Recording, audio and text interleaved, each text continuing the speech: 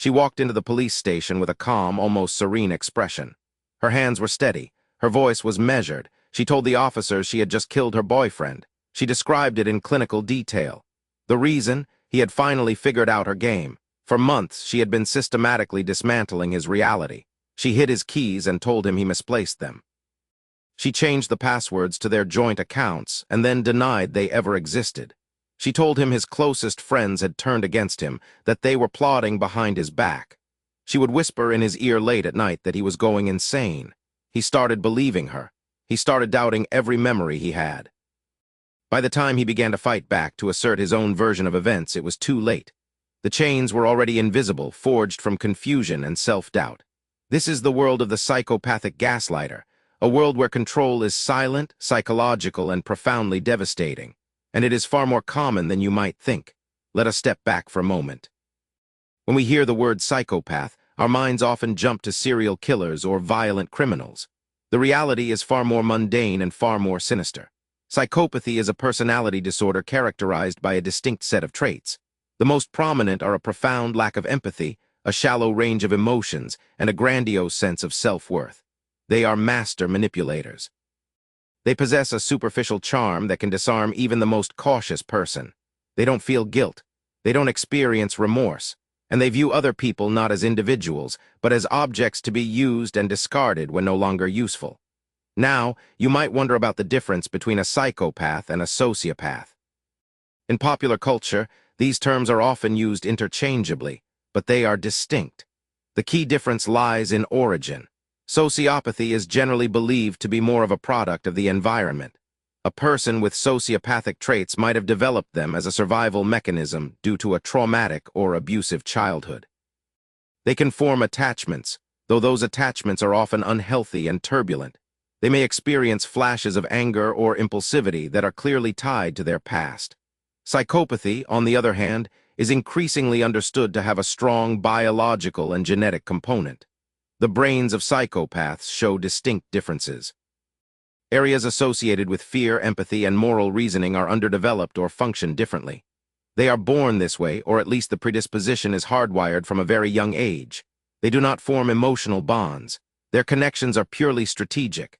The psychopath is cold. The sociopath is hot. The psychopath plans every move. The sociopath often acts on impulse. But both share the same core tool of control: gaslighting. This brings us to the central question.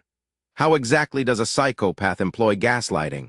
Gaslighting, at its most basic, is a form of psychological manipulation where the perpetrator seeks to sow seeds of doubt in the victim's mind, making them question their own memory, perception, and sanity. For the psychopath, this is not a reactionary tactic. It is a premeditated strategy. It is a weapon designed for domination.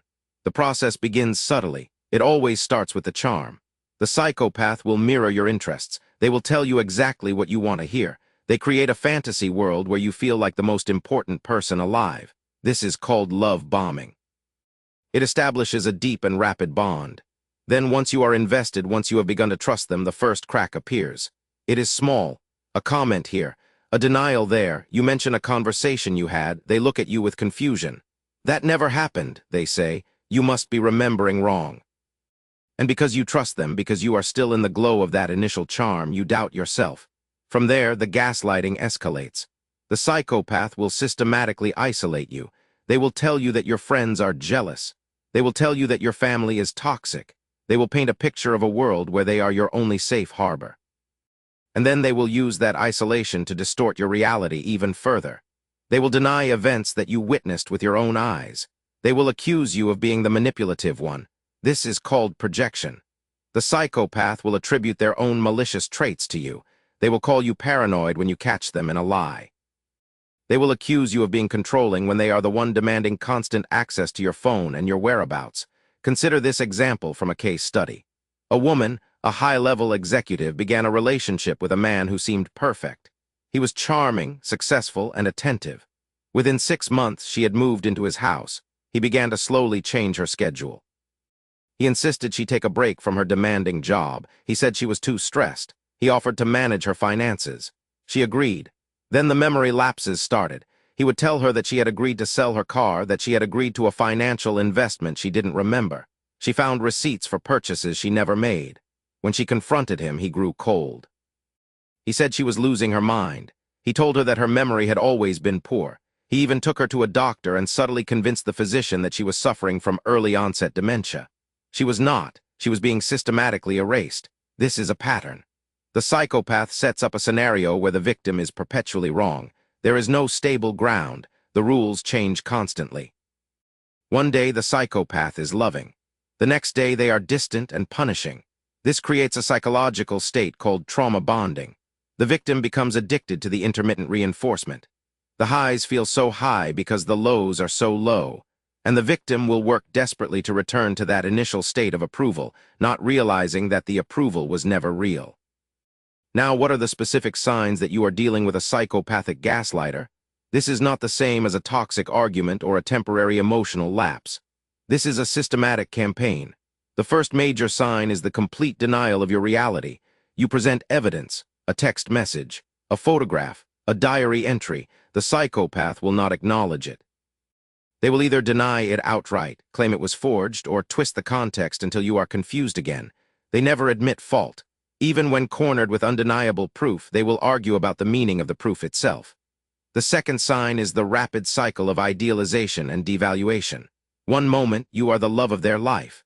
The next, you are worthless. This is not a sign of a chaotic relationship.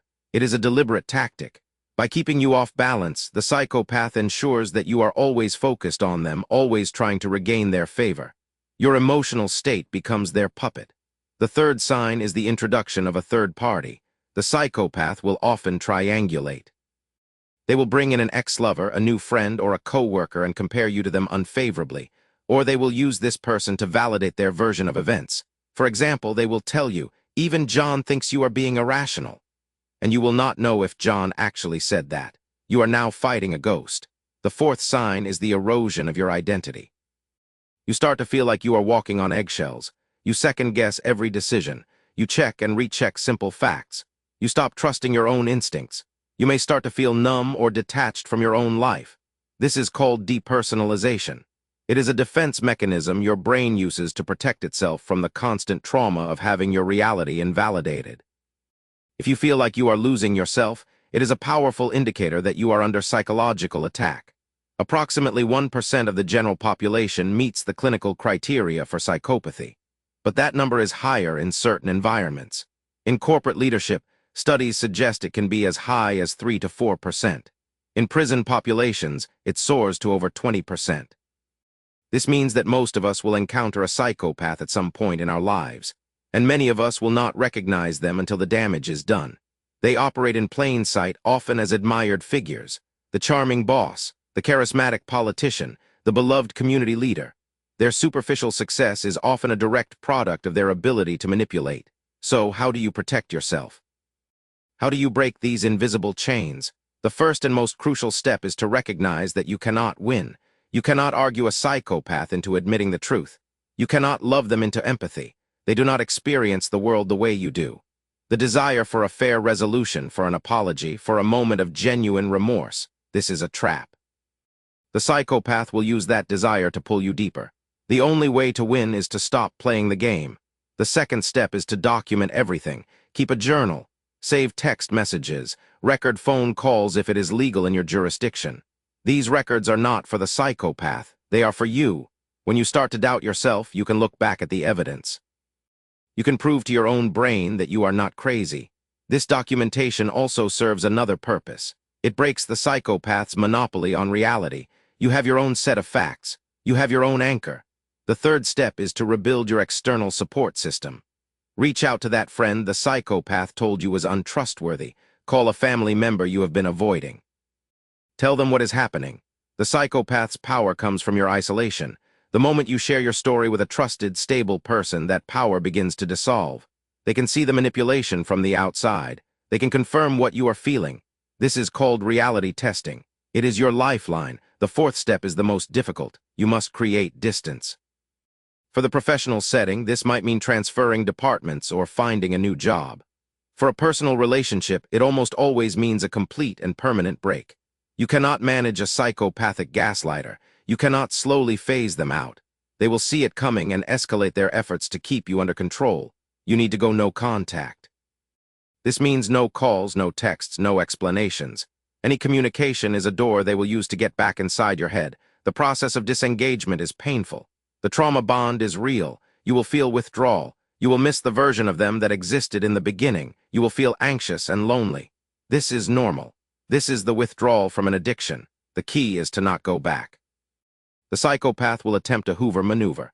This is a term for the attempts they make to suck you back in.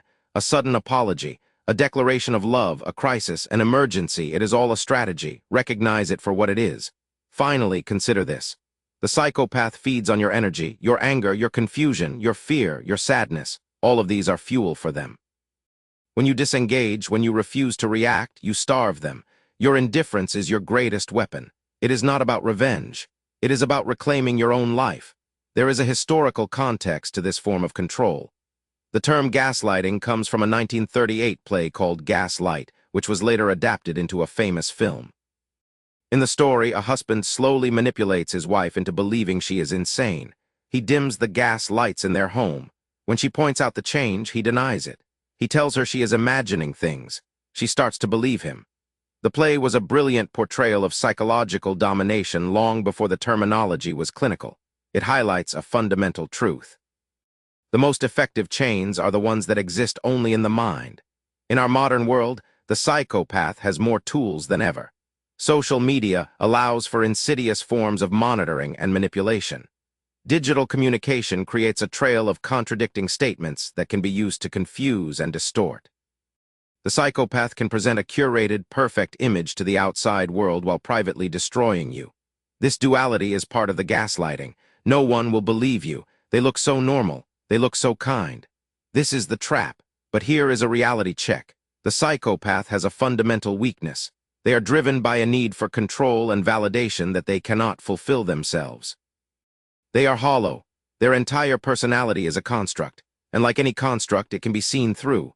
The more you learn about these patterns, the less effective they become. Knowledge is the antidote to gaslighting. So, as professional settings become more competitive and personal relationships become more complex, the need for awareness has never been greater. You must understand that not everyone operates on the same moral plane. Some people do not have a conscience. They do not feel what you feel. They will use your empathy as a doorway. They will use your trust as a weapon. In the end, the story of the woman who walked into the police station is a story of a victim who finally broke free. She killed her abuser. That is not the answer. But it is a stark reminder of what happens when a person is pushed past their breaking point. The goal is to never reach that point. The goal is to see the chains before they close, to feel the pull of manipulation and to step back, to trust your own mind when everyone else is telling you it is wrong. The invisible chains of control are real. They are manufactured by people without empathy. They are woven from lies and doubt, and they can only be broken by one thing: your own radical, unwavering commitment to the truth of your own experience. Do not let them take that from you. Do not let them rewrite your story, because your sanity is not a negotiation. It is your birthright, and it is worth fighting for.